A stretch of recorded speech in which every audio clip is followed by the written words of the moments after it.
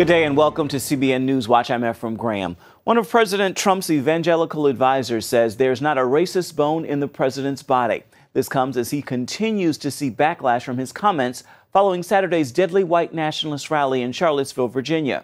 Mark Martin has this story. But still, like dust, I'll rise. Hundreds gathered in Charlottesville, Virginia Wednesday night for a march for peace, less than a week after a scene filled with hate and chaos.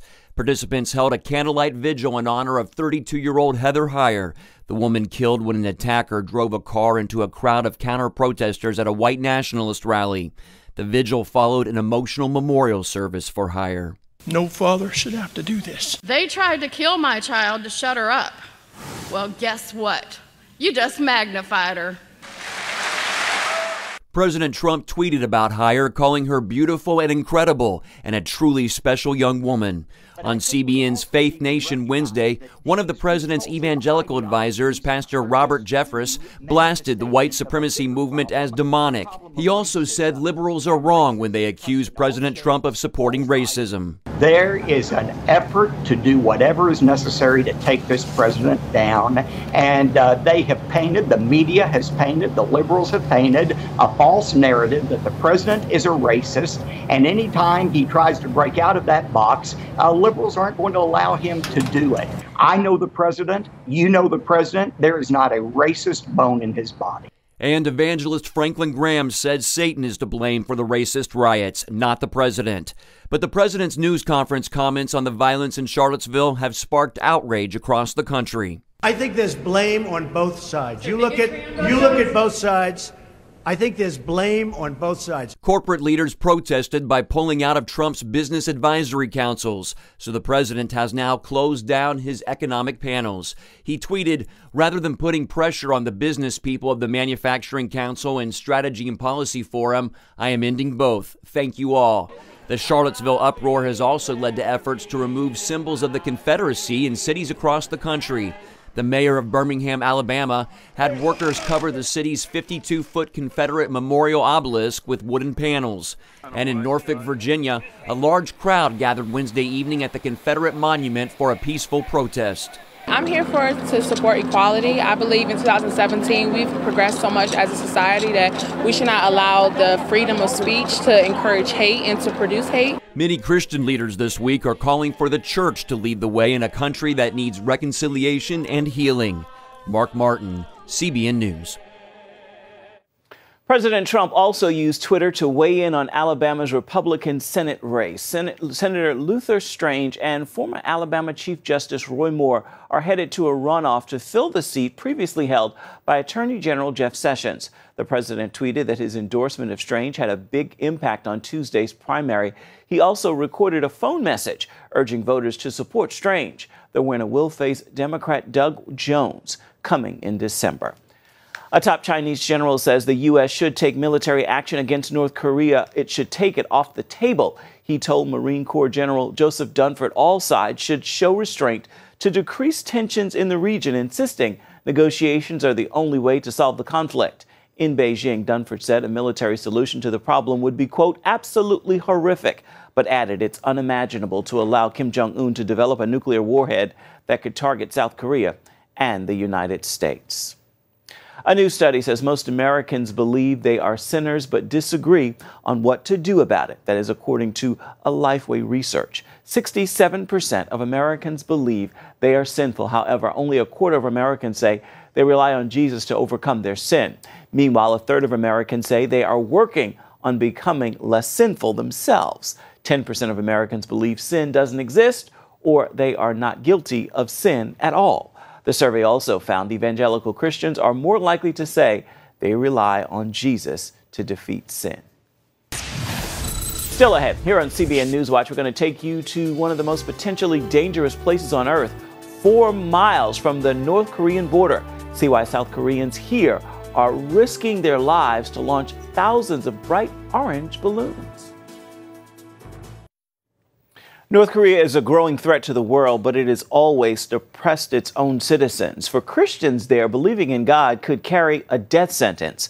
But one group is deploying a balloon Bible offensive to encourage the country's secret believers. Here's an exclusive look at their operation. Just before sunset, a van load of Christians from Seoul heads north. We cannot show you their faces or reveal their names. What we're doing could get us into trouble. Where are we going today? We're going here, some 4 miles from the North Korean border and close to the demilitarized zone. The demilitarized zone, or DMZ, is one of the most heavily fortified and potentially dangerous places on Earth. We'll just wait up here at the top of the stairs, sir. 1 million armed North Korean troops stand ready on their side of the DMZ. The South has just as many. And as we get ready to head to this particular location, one factor that could ruin this whole thing is the weather. One slight change in the wind direction could mess up the mission. Peter has dubbed this Operation Dandelion. We started this project back in 1991, and just as a dandelion needs the wind to spread its seed, we need the wind to spread the message. That message is the Word of God, printed in the Korean language on thousands of bright orange balloons. It's almost impossible to get Bibles into North Korea, so using balloons is one of the most effective ways to share the gospel. A tank in the back of the van pumps helium into the balloons. The team works quickly, all the time keeping tabs on the wind direction. Prayers are whispered over each balloon. And then the release. A few minutes later, the balloons begin their slow drift across North Korean airspace. By sending these balloons, we let our North Korean brothers and sisters know that we are praying for them, and the scriptures on the balloons are meant to encourage them. The earnest prayers begin here at this undisclosed location in Seoul. Every week since 1991, 78-year-old Oh Mon-duk, along with a handful of other believers, has been preparing each balloon for the flight into North Korea. I was born in North Korea. This is my way of helping to get the gospel back to my countrymen. And the process is almost done. They're just putting the final touches to today's balloon operation. In essence, this is how it works. They have a hole in here that they fill helium in, put a tape around it, and then off it goes into the skies of North Korea. The helium will leak out of the balloon and eventually fall to the ground. And when someone picks it up, they'll be able to read all 16 chapters of the Book of Mark. Peter used boats in the past with other groups to launch balloon offensives from the sea. These balloons are larger and contain a small radio, a Bible, and other Christian literature. In addition to the balloon operation, Peter's group organizes a weekly radio broadcast that's recorded in Seoul, then transmitted over medium and shortwave frequencies into North Korea. The radio broadcast is like a regular church service with worship and preaching of the word. The North Korean government routinely tries to jam our signal, but we have other methods of getting the message across. And this is what motivates the team. CBN News obtained exclusive audio recordings and photographs of secret underground church meetings inside North Korea.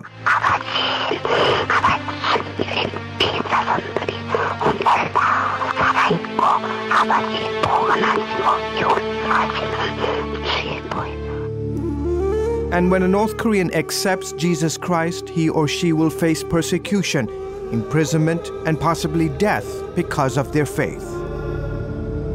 Peter gave CBN News footage that apparently aired on a Japanese television channel, allegedly showing the execution of North Korean Christians.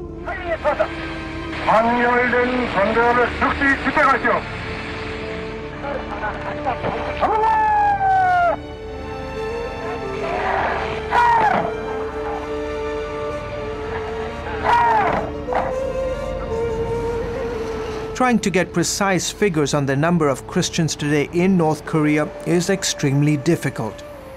Based on data gathered from North Korean defectors and international human rights groups, we estimate there are approximately 30,000 Christians being held in political prison camps, and about 10,000 underground believers who are in hiding throughout the country. Back along a stretch of the North-South Korean border, it's a little past midnight. Using the cover of darkness,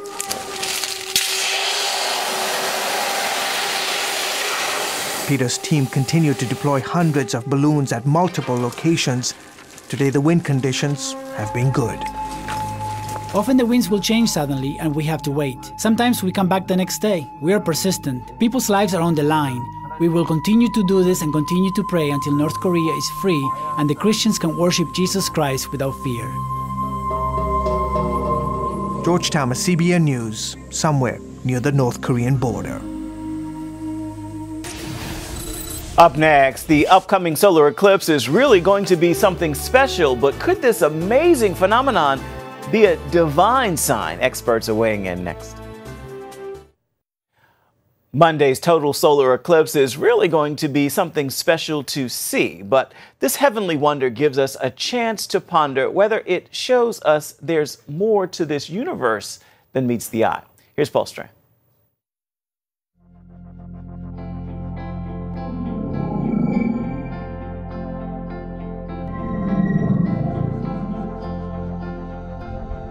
Many folks believe only in what they can see, and since they can't see God from their observatories, they doubt He exists. But others watch an amazing phenomenon that occurs over Earth occasionally, a total solar eclipse like we'll see August 21st, and doubt such a thing can happen just by accident. Astronomer and minister Hugh Ross of the group Reasons to Believe finds the fit of Earth's little moon over the humongous sun during a total eclipse too exact to be mere serendipity. He sees the designing hand of God. The sun is 400 times farther away from us than the moon, but the sun is 400 times bigger, so that's why you get a perfect solar eclipse. On the other side, though, is astronomer Dr. Bethany Cobb Kung of Washington, D.C.'s George Washington University. It's a big universe, and there are a lot of coincidences, so I think it's just a random happenstance. Still, both the believer and the doubter are in awe of the coming eclipse and what they'll see. It's going to be a spectacular event, and we got a group of about 140 people going with us to the desert of Oregon to view that eclipse. It is a pretty astounding thing that everything lines up just right for us to have this experience. We're going to try to get our telescopes up on top of the hill where our people will be able to watch the shadow of the sun race towards us at about 800 miles an hour. The zone across America that will see the moon 100% block the sun is only about 100 kilometers wide. But no one should despair. If you're not in that path to totality, there's still going to be a partial solar eclipse throughout the entire U.S. So here in Washington, D.C., for example, the sun's going to be about 80% blocked. Kung's planning to set up her telescope outside on the George Washington University campus. And just grab anybody who happens to be walking by and say, hey, you want to see a solar eclipse? But she's warning everyone they have to wear special eclipse glasses. The sun is so bright that you can really damage your eye. You can literally burn your retina if you look at the sun without any protection.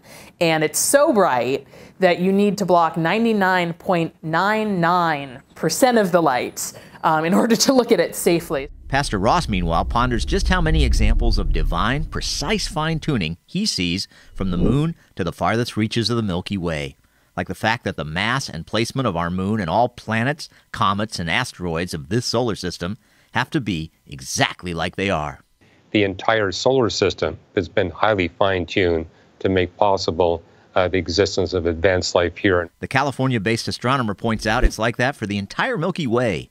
Reasons to Believe has calculated the probability 854 features across the galaxy could be so exactly fine-tuned. Without the supernatural intervention of the Creator God of the Bible to make advanced life possible here on planet Earth, and that probability we calculate must be much less than 1 chance in 10 to the 1,050th power.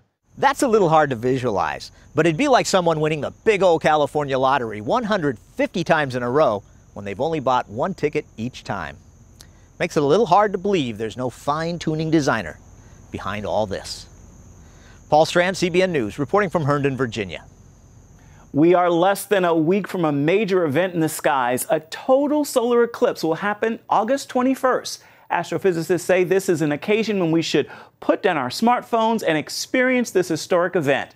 Joining me now to talk about the eclipse is NASA scientist Jim Garvin. So, the anticipated solar eclipse is just days away. What will we experience next week? It's going to be spectacular, really. This is a once-in-a-century kind of event across the whole United States, you know, from Oregon to South Carolina. Here in the D.C. area, we'll have a blocking of nearly 20% of the, blocking of nearly 80% of the sun. And so night will come during midday, roughly around 2:42 p.m., and due to the passage of the moon between the sun and the earth. And this kind of eclipse, the last one of this magnitude in our neighborhood was nearly 100 years ago. These are special events that allow us to appreciate how space works, how the dance of our sun, moon, earth system tells us about the outer atmosphere of the sun, and even how the Earth's atmosphere responds. So, exciting times. Exciting indeed. Now, we have been told never to look directly at the sun, even with sunglasses. So, how can we enjoy this eclipse safely? Well, you need the special glasses. These are, really dark. 100,000 times or more, I lost you there, 100,000 times or more darker than your sunglasses. These are protective glasses. You can get them at local science museums, stores, schools. They're available in some places from NASA centers, and they allow you to observe this solar eclipse safely. Please don't observe it without them. You can also do an indirect experiment by punching a hole in a piece of paper, and you can watch through what comes through the hole when the eclipse gets up to, 81% in the DC area. You can see the little experiment there on the screen. So there's different ways of participating. Those are two safe ways. You can make a box type viewing device where you can look down and see the shadow of the sun being blocked by the moon as well. So lots of safe ways to do it. Now, for those in the path of totality, when is it safe to finally take off our solar glasses?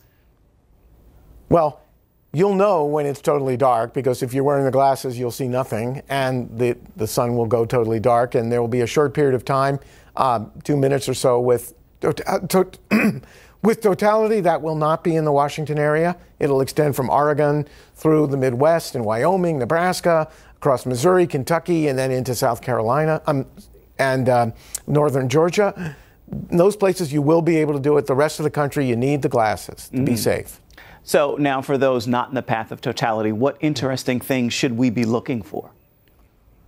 Well, wearing the glasses or watching the sun under the leaves of trees, for example, you'll see beautiful patterns of little mini suns, little arcs. You'll be able to watch on a piece of paper with your device indirectly. There's the pattern of the sun through the leaves, the filtering of the leaves as a blocking agent. Beautiful patterns, Mother Nature making art from an eclipse. And if you're wearing the glasses, you'll be able to see the sort of Pac-Man sun as the moon goes in front of it. And we use that as a science event, but it's just really a very special transformative event for people to feel the power of these objects in space. I can hear in your voice excitement. So what is it about this that makes it so exciting? It's because we live in space, and to see how our parent home sun, our sun, is affected by our rather exciting moon is spectacular. And watching the sun work and how it affects space weather, which affects our lives here on Earth, is really spectacular. We study that here at NASA, so do other agencies in the United States and around the world. And making and living with our parent sun is a special part of who we are here on planet Earth. Where can we go to learn more as we anticipate this coming? So we have a website, eclipse2017.nasa.gov. There's others you can Google. There is a citizen science program called CATE, C-A-T-E, where you can actually contribute observations. But go to the websites, watch online, get involved. It's just one of those special events that really makes us all excited. Real quick, where will you be watching from? Well, I'll be here at NASA. I've been lucky enough to be here for a long time, and watching through the eyes of our satellites, we'll be actually looking back from the moon at the Earth with our Lunar Reconnaissance Orbiter that's been there for the last 9+ years. So we'll be doing our thing in space as this event touches all of us here on the ground. All right, scientist Jim Garvin, thank you so much for your time. Much appreciated. Sure, my pleasure. And of course, we have expansive coverage of the eclipse for you at CBNNews.com. Stay with us. We'll be right back.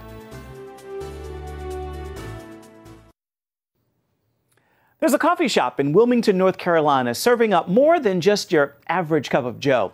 Talia Wise joins us now to tell us about the shop that is giving people with special needs the chance to work. Well, Ephraim, you won't find a more welcoming shop than Biddy & Beau's in Wilmington, North Carolina. This shop gives people with special needs the chance to work, and it's putting smiles on everyone's faces.